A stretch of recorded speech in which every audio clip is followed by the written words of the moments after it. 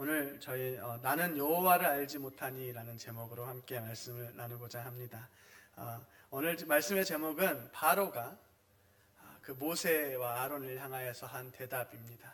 하나님을 우리가 예배하기를 원하고 하나님 앞에 예배하기 나가려고 그렇게 말하자 바로는 나는 너희 하나님을 알지 못한다. 나는 너희 여호와를 알지 못하니라고 이야기하고 있습니다. 오늘 말씀을 통하여서 주님께 주시는 많은 은혜의 시간이 되었으면 좋겠습니다. 오늘은 말씀을 시작하기 전에 조금 원론적인 이야기를 한번 해보고 시작할까 합니다. 그리스도인이 무엇인가 라는 질문에 대해서 좀 고민해봤던 것 같습니다. 그래서 그리스도인이 무엇인가, 우리가 일방적으로 예수 그리스도를 믿고 살아가는 사람들을 우리가 그리스도인, 우리가 교회를 다니는 사람들을 그렇게 부르는데, 하나님을 믿는 사람들을 그리스도인이라 부르는데, 말씀에서 그리스도인이 처음으로 사용되어지기 시작한 건 사도행전 11장 26절에 처음으로 나오게 됩니다. 11장 26절의 말씀을 보면 안디옥에 데리고 와서 둘이 교회에 1년간 모여 있어 큰 무리를 가르쳤고 제자들이 안디옥에서 비로소 그리스도인이라 일컬음을 받게 되었더라. 아멘. 이 상황은 스데반의 선교 이후에 이제 그리스도인들이 핍박을 받게 되면서 예루살렘을 떠나서 뿔뿔이 흩어지게 됩니다. 구브로로 여러 지역들로, 헬라 지역들로 흩어지게 되는데, 그때 안디옥 지역에 바울과 바나바가 모이며 그곳에 복음을 전하고, 그리고 그곳에 제자들이 모이면서 비로소 그곳에서 그리스도인이라고 하는 호칭이 불려지기 시작합니다. 그리고 저희가 일반적으로 그리스도인이란 말이 언제부터 사용되어졌는가 찾아보면 그 시작은 그렇게 좋은 의미에서 시작되어지진 않았다라고 합니다. 로마 사람들이 보기에 유대인이나 그리스도인이나 다 똑같은 유대인으로 보였는데 어느 순간부터 유대인과는 조금 다른 민족인 겁니다. 로마인들이 보기에 유대인들은 그 유일한 하나님을 섬기는 아주 골치 아픈 민족이었는데 그 유대인 안에서도 조금 이상한 사람들이 보이기 시작한 겁니다. 그래서 그 사람들의 이야기를 들어보니 그 사람들은 예수 그리스도를 믿고 예수 그리스도를 따라다니는 사람들이라는, 그래서 그리스도인이라고 부르기 시작했다라는 것입니다. 그래서 그들을 잡아다가 여러 가지 핍박과 황제를 섬기지 않으면 너희들을 죽이겠다 협박하여도, 그리고 실제로 그 콜로세움에 그 많은 동물들을 풀어놓고 때로는 불로 이렇게 사형을 당하는 그 순간에도 절망하지 않고 하나님을 찬양하더라는 것입니다. 그들을 향해서 원망하지 않고 그들을 위해서 기도하는 사람들이 있었다라는 것입니다. 그리고 그런 사람들이 어떤 사람들인가 보니 처음에는 그냥 유대인인 줄 알았더니 알고 보니 그냥 유대인이 아니라 그 안에서 예수 그리스도를 믿고 예수님을 따라 사는 사람들, 그래서 저희의 옛날 말로는 예수쟁이, 예수 따라다니는 사람, 이런 것으로 시작해서 그리스도인이라고 부르기 시작했고, 그것이 어느 순간부터 정착되어서 고정되어서 예수님을 믿는 사람들을 우리가 크리스천, 그리스도인이라고 부르기 시작했다라고 합니다. 그렇다면 그리스도인은 어떻게 살아가야 하는가? 물론 하나님께서 말씀을 통하여서 그리스도인, 하나님의 자녀된 자들이 어떻게 살아야 하는지 수많은 이야기를 해주시지만 오늘 잠깐 나눠보고자 하는 것은 먼저는 예수 그리스도를 따라서 살아가는 사람들, 예수님의 그 발자취를 따라가는 사람들이라는 것입니다. 요한복음 14장 12절에서 이렇게 이야기합니다. 내가 진실로 진실로 너희에게 이르노니 나를 믿는 자는 내가 하는 일을 그도 할 것이요 또한 그보다 큰 일도 하리니 이는 내가 아버지께로 감이라. 아멘.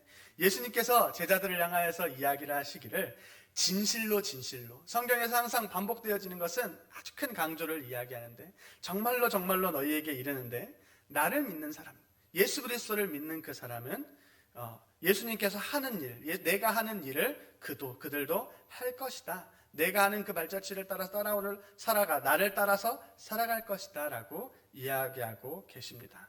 그리고 또한 하나님의 말씀대로 살아가는 사람들이라는 것입니다. 요한복음 14장 15절에 너희가 나를 사랑하면 나의 계명을 지키리라 라고 이야기하고 계십니다. 그리스도인은 예수님을 따라가는 사람일 뿐만 아니라 그 삶의 방법과 그 방향을 하나님의 말씀대로, 하나님의 계명을 지키며 살아가는 사람들입니다.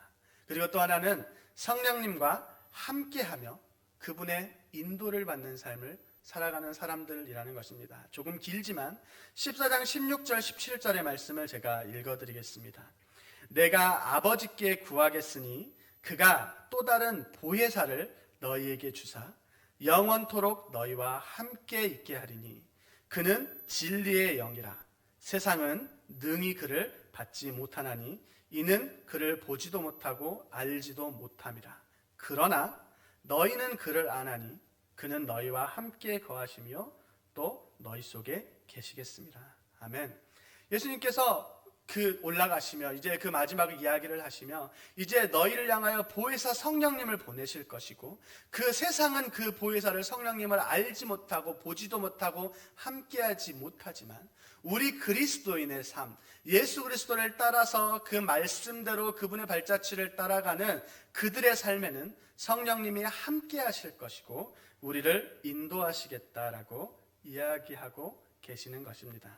이처럼 그리스도인의 삶이란 예수님을 따라가는 삶이고 하나님의 말씀대로 살아가는 삶이며 그 방법에 그 삶 가운데 성령님과 내재하신 성령님과 함께하며 나아가는 삶이다라고 하는 것입니다.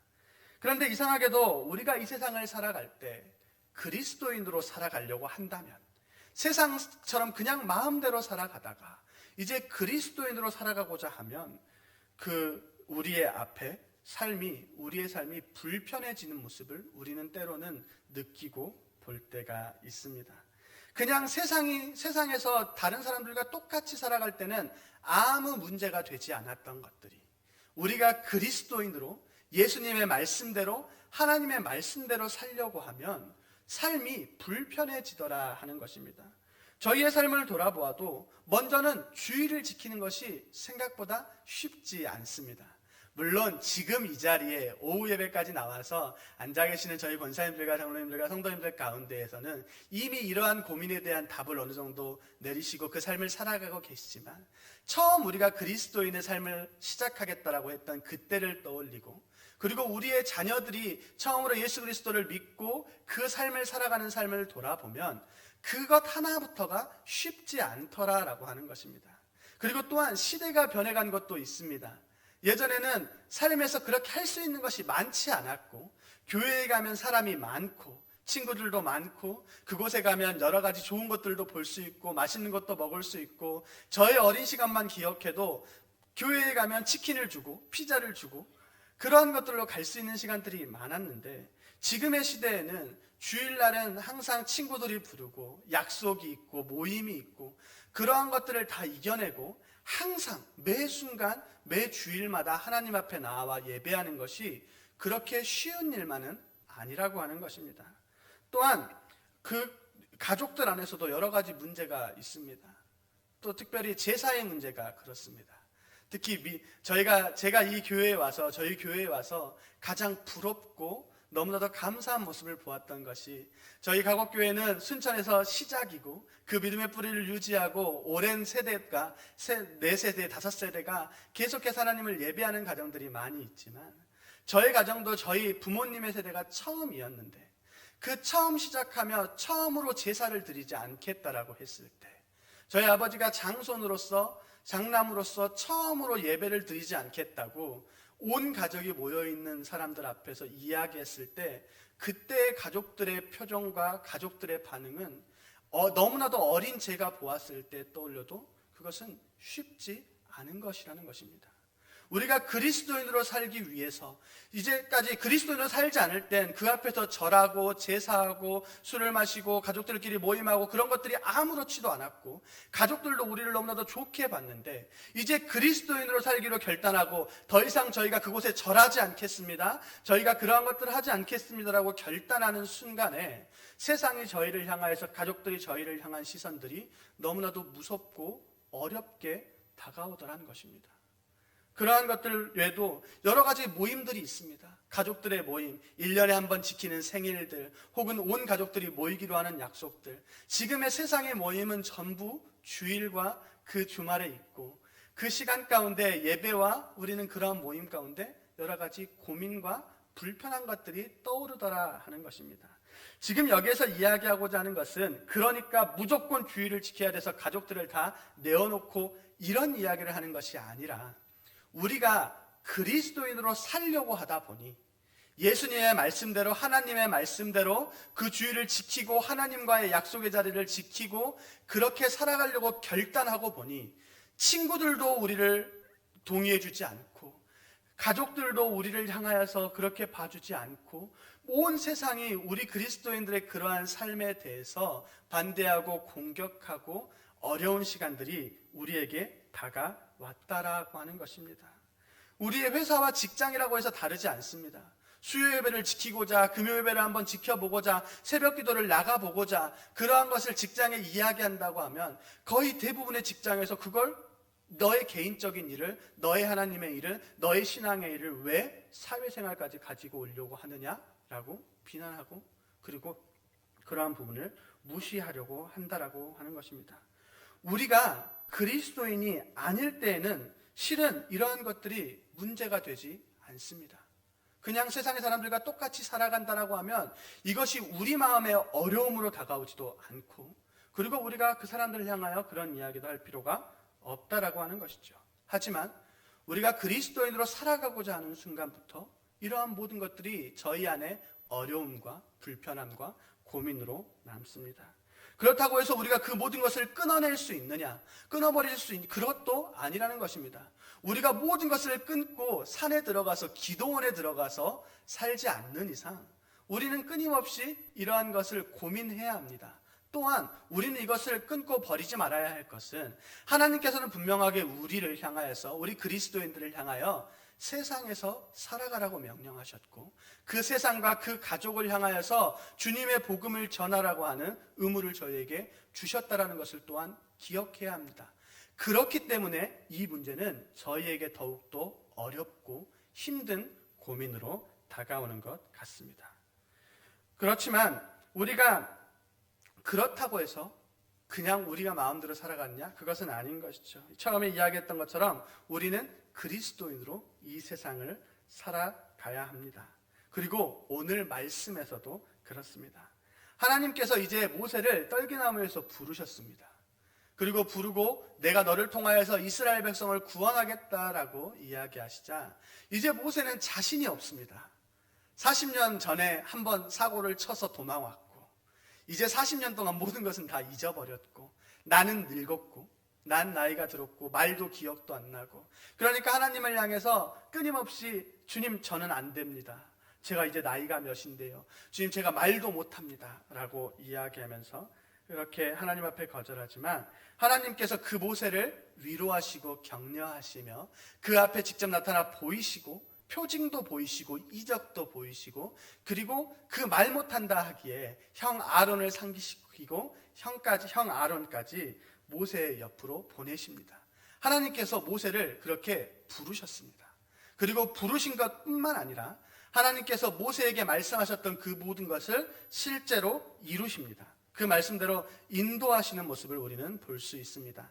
우리가 읽었던 본문 앞에 4장 27절에 보면 여호와께서 아론에게 이르시되 광야에 가서 모세를 맞으라 하시매 그가 가서 하나님의 산에서 모세를 만나 그에게 입맞추니. 아멘. 모세가 자기가 이제는 말을 못한다 하기에 자기가 말을 잘하지 못한다라고 하기에 그 말 잘하는 형 아론을 보내시고 그 옆에 붙이셨고 아론은 하나님의 말씀에 순정해 모세를 맞이하러 나아가고 같이 만나 입을 맞추고 인사하는 모습을 보입니다. 그리고 이후에 4장 29절 31절에 모세와 아론이 이제 그 백성들을 모읍니다. 그리고 하나님께서 어떻게 부르셨는지, 그 하나님이 누구셨는지, 그리고 하나님께서 어떤 이적과 표징을 보이셨는지 백성들 앞에 그것을 보이시고 이제 우리가 나아가야 할 시간임을 그 약속과 언약을 상기시킬 때 그 백성들의 반응이, 그 백성들의 고백이 여호와를 경배하며 하나님을 기억하며 그 앞에 나아갔더라라고 하는 것입니다. 이처럼 모든 일이 순조롭게 이루어지는 것 같이 보여집니다. 물 흐르듯이 자연스럽게 이루어지고 그래서 역시 생각에 하나님께서 일하시면 다르구나 생각하며 자신 있게 그 자신감을 가지고 나아갑니다. 때로는 우리의 삶 가운데에도 이런 때가 찾아옵니다. 예수 그리스도를 처음 만난, 우리가 주님을 인격적으로 처음 만났던 그때를 회상하고 돌아보면 그 하나님의 사랑에 너무나도 감격하고 그 은혜 가운데 우리의 삶의 모든 문제들이 해결되어지고, 그리고 그것들이 실은 저희에게 더 이상 문제가 안 되어지는, 하나님께서 모든 것을 이루시겠다라는 믿음을 가지고 나아가는 순간들이 온다라고 하는 것입니다. 그런데 우리가 그 믿음을 가지고 세상에 나아가는 순간에, 세상과 부딪히는 순간에, 그때부터가 진짜 우리의 신앙생활의 시작임을 우리는 느끼고, 그리고 오늘 말씀을 통해서도 볼 수 있습니다. 모세와 아론도 그러한 하나님의 인도하심을 느끼며 감사함으로 충만함으로 바로를 향해서 나아갑니다. 모세가 바로를 향해 나아가는 것은 절대로 쉬운 일이 아닙니다. 아무리 자신을 찾던 바로가 죽었다 하더라도 그 자신의 그 죄를 기억하는 사람이 있을까 두렵기도 할 것이고, 그리고 바로에게 가가지고 바로에게 좋은 말을 하는 게 아니라는 것입니다. 그 애굽의 왕, 애굽의 황제 파라오를 향해서 이제 내 백성, 정확히 말하면 하나님의 백성을 데리고 약속의 땅으로 가겠다라고 이야기하고 있는 것입니다. 우리가 모세의 입장이 되어봐도 무서운 일이고, 만약에 우리가 바로의 입장에 선다면 너무나도 웃기고 황당한 일이, 이런 일은 되게 황당한 일일 것입니다. 그 바로의 생각에는 정말로 말도 안 되고 들어줄 수 없는 이야기이며 인정할 수 없는 이야기였던 것입니다. 그런데 모세와 아론은 그 앞에서 하나님의 말씀에 순종하고 나아가서 담대하게 그 이야기를 해 나갑니다. 그런데 앞에서 이야기했던 것과 같이 우리가 그리스도인으로 살아가고자 할 때, 우리가 하나님의 백성으로 살아가고자 하는 그 순간에, 우리가 세상과 맞닥뜨리는 순간에 어려움이 찾아오고 문제들이 시작되어집니다. 5장 2절에 바로의 반응이 이렇습니다. 바로가 이르되 여호와가 누구이기에 내가 그의 목소리를 듣고 이스라엘을 보내겠느냐? 나는 여호와를 알지 못하니 이스라엘을 보내지 아니하리라. 바로의 대답은 여호와가 누구이기에 나는 그 여호와 너희의 하나님을 알지 못한다. 그가 너희 여호와일지는 모르겠으나, 너희 신일지는 모르겠으나, 너희 하나님이고 너희의 무엇인지는 나는 모르겠고, 그게 나랑 무슨 상관이고 이 나라랑 무슨 상관이고, 그리고 그것을 가지고 어째서 내가 지금 잘 쓰고 있는 노예들, 그 히브리 민족들을 보내겠느냐라고 이야기하고 일축하는 것입니다. 이것이 당시의 바로가 하나님의 백성을 향하여 내어놓은 대답이며, 그리고 여전히 세상을 살아가는 우리의 삶의 모습에, 우리의 그리스도인의 모습에 세상이 내어놓는 대답이기도 합니다. 우리는 우리의 삶을 돌아보았을 때, 우리가 그리스도인으로 살아가기로 결단하고 그렇게 살아갈 때 우리가 만나는 세상의 모습이 그렇습니다. 친구들과 항상 모여서 만나고 그 시간을 갖뒀고, 주일에면 약속을 낚시를 가고 무엇을 가고 했던 그 시간 가운데 이제 나는 예배해야 돼, 나는 이제 그럴 수 없어, 친구들에게 이야기하면 물론 이제 저의 주변에는 그러지 않지만 제 동생나 혹은 제 주변을 보았을 때 이제 예수님을 이제 예배를 지키기 위해 혹은 주일을 지키기 위해 친구들에게 그런 이야기를 하면 친구들의 그 표정과 말은 웃기지도 않는 소리 하지 말라라는 반응이 대부분입니다. 그리고 그것이 무슨 상관이길래 우리의 사이에 이런 것들을 내어놓느냐라고 이야기하고 불편함을 띄우기도 합니다. 우리의 가족들을 향하여서 더 이상 제사를 드리지 않겠습니다. 저희는 절하지 않고 기도하겠습니다. 저희의 가족들을 돌아보아도 처음 그 이야기를 하고 가족들의 냉들 속에, 그 무서운 분위기 속에 그 60명, 70명의 많은 가족들이 모여가지고 절하는 그 순간에 저희 가족만 서서 기도하는 것은 너무나도 어렵고 쉽지 않고, 그리고 그러한 저희의 가정들을 바라보며 저희의 모습을 바라보며 그 가족들이 이야기하는 모습들은 쉽지 않고 아주 어렵고 냉담하게 다가온다라고 하는 것입니다.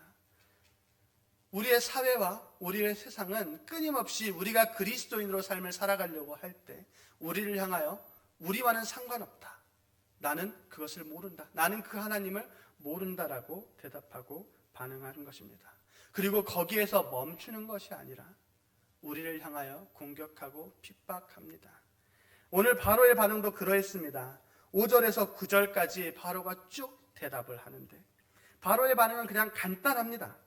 너희가 이제 살만하니까, 먹고 살만하고 너희가 여유가 좀 있으니까, 너희가 이제 좀 뭐가 좀 생기니까 그런 말을 하는구나.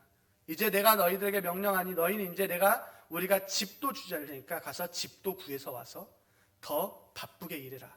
너희가 더 바쁘게 일하고 더 힘들게 노동하고 더 수고하면 너희가 이런 소리, 이런 거짓말을 안 하겠구나.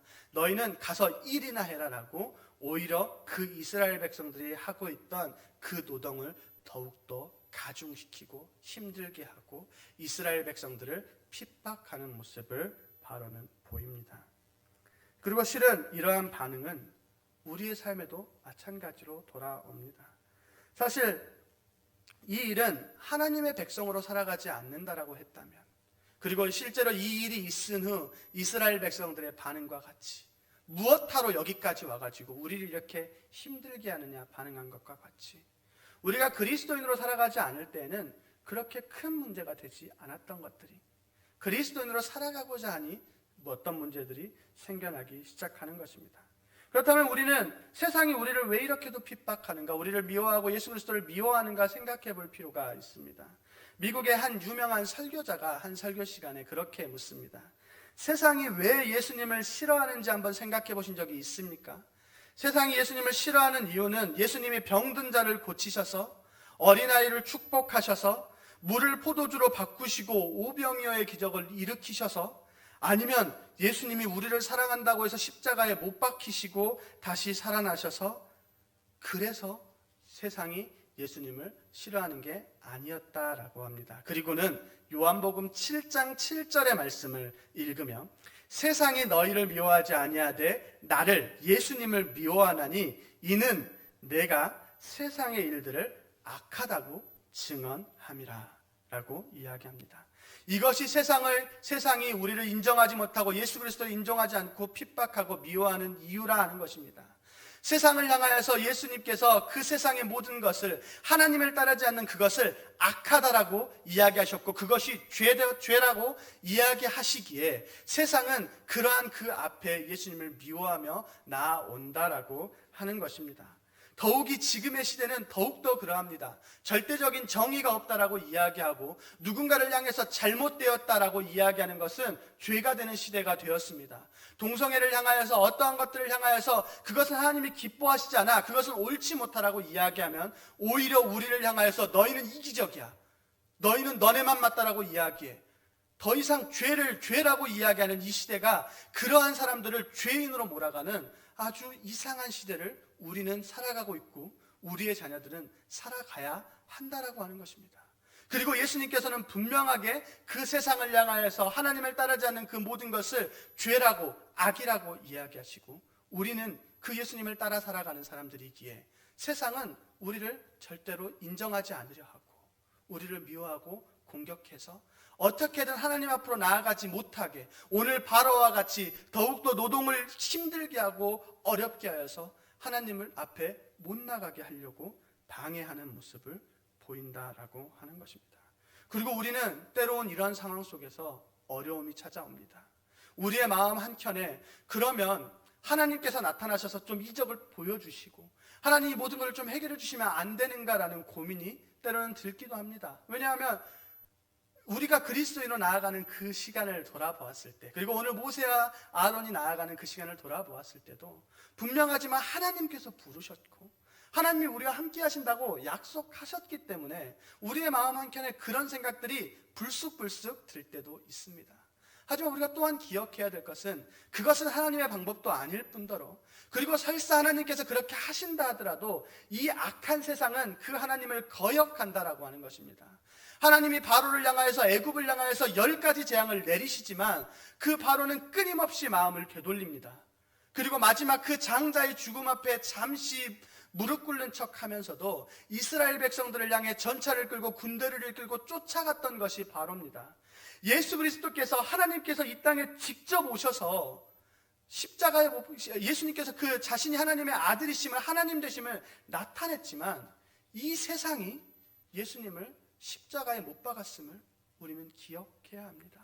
세상은 악하고 그 죄악된 세상은 끊임없이 하나님을 거절하고 하나님의 반대 방향을 향해서 나아갑니다. 그리고 그렇게 그리스도인으로 살아가는 삶, 하나님을 따라가려고 하는 우리의 삶을 끊임없이 공격한다라고 하는 것을 우리가 기억해야 합니다.